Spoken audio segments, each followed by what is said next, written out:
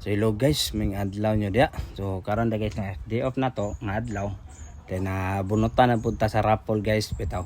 Nabunutan na punta nga pa-drive na punta sa atong kuan Maring lang ang Colonel, anak ng Colonel. Nabunutan na punta nga pa-drive na punta ato taguing tani og Oroquita City guys. Kanay mga important matters dito kailang adtoon guys. Automatic na, especially drive na punta. So atong gidala din nga sakyanan guys no is kuan na po ni Toyota Innova manual din siya guys. So mas ganahan di po kay kung dalaan ng Innova guys kay wala ang lang kay nako kay dili bitaw ko mag problema sa dalan bisag tagtag ang dalan dili kam problema kay di kay nimo mapil ana ka nice dalon po ning mga Innova basta mga private car guys inana ang gina siya automatic kay guys di ba nindot po kay karong panahon na guys kay kuan kayo kanang init yung panahon pud ba dili bitaw ta mabalaka kayo dili ta kuan nga silawan bitaw kay perte mang inita kayo sa panahon guys. So okay ra kay guys, pero grabe kapaldo na po ng DPWH kanunay guys. Ay kay ang dalan nga dili guba, giguba gyud pero nay mga dalan nga guba. Wala ay pasagdaan ra. To shout out deta sa mga taga DPWH no. Paldo kayo. So dire guys, kay nosara pa deta no. Kay moadtom ta dito sa Lumina Homes kay sundoon na to tong Maring pareha ta mo going dito sa kuan Oroquita City kay na sila important matters dito. So karon guys naana ta diri og tubod. Fast forward na to nga maabot na ta diri sa tubod. Okay kay guys atong biyahe mo gaway kayo. So bitaw guys sa mag-drive ko guys sa basta private nga sakyanan sa mot na pamilya ang karga. Hinay rid kayo guys kusog pa nang kuan. Kusog pa nang maglakaw bitaw guys. Ang pinaka top speed nako mostly 80 to 90. So okay ra kay nga daga na to guys basta pamilya atong karga.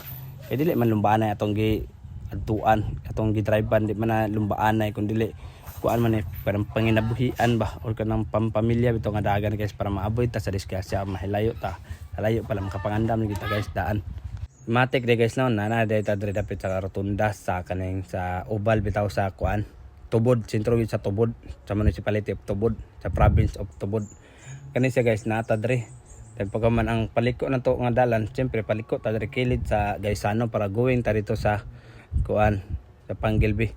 Di na to na makalimtan ng Panggilby agian guys kay siyempre pag mo going dito sa Osamis City ang pinaka dool gyud pud nga dali na to nga kuan ruta nga agian ang Panggilby gyud Panggilby Bridge kay mo ni siya pinakadako nga tabang gyud nga tulay guys nga nag-connect sa Panggilby sa Tubod og Municipality of Tubod and Tangub City.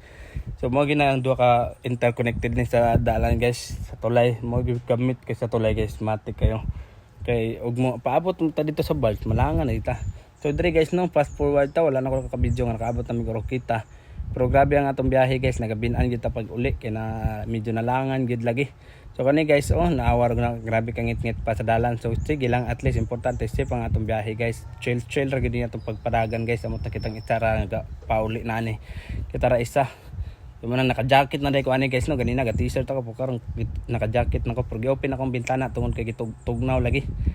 So nakaagi na po tayo tagbalik dari sa Panggilby Bridge guys no. So nakaagi na po tayo sa Panggilby. Mo ni ang yang plastada paggabi mo ni ang itsura paggabi guys. Pero hayag kayo ang Panggilby Bridge yun guys paggabi. Tanawar nga di kita makuan ba. Hindi ka mag-alanganin bitaw po sa dalan. Gabi kahayag na siya, matik na siya. Balag ayun lang yung ipanumbaling yun ng mga kilid nga portion guys. Siyempre hindi nato na maklaro sa atong pag-video guys. Ngit-ngit biya po. So matik na guys inana rin ka chill lang atong dagan hamugaway guys. So more dito guys no daghang salamat sa pagtan-aw kanunay guys. Shout out ko sa mga followers dia. God bless.